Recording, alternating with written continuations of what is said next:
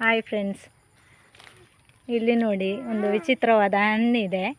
ಇದರ ಹೆಸರು ಇಂಗ್ಲೀಷಲ್ಲಿ ಗ್ಲೂಬೆರಿ ಅಂತ. ಅಂದರೆ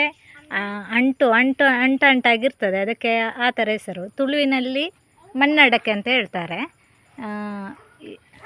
ಕನ್ನಡದಲ್ಲಿ ಚಲ್ಲೆ ಹಣ್ಣು ಅಂತ. ಇದರಲ್ಲಿ ತುಂಬ ಉಪಯೋಗಗಳಿವೆ. ಅಂದರೆ ಇದು ಗಮ್ಮು ಥರ ಇರುವ ಕಾರಣ ಹಿಂದಿನ ಕಾಲದಲ್ಲಿ ಗಮ್ಮಿಲ್ಲದ ಟೈಮಲ್ಲಿ ಪುಸ್ತಕಕ್ಕೆ ಬೈಂಡ್ ಹಾಕಲಿಕ್ಕೆ ಇದನ್ನು ಯೂಸ್ ಮಾಡ್ತಾಯಿದ್ರು.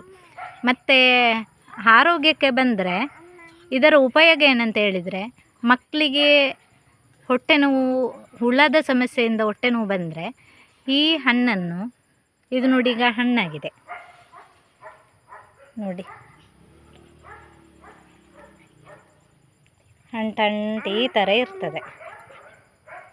ಇದನ್ನು ಮಕ್ಕಳು ಆರಾಮ್ಸೆ ಆಗಿ ತಿಂತಾರೆ ನೋಡಿ. ನನ್ನ ಮಗ ತಿಂತಾನೆ.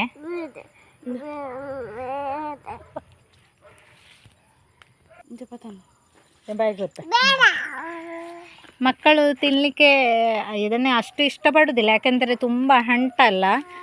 ನನ್ನ ಮಗ ತಿಂತಾನೆ, ಈಗ ಏನೋ ಬೇಡ ಅಂತ ಹೇಳ್ತಾ ಇದ್ದಾನೆ.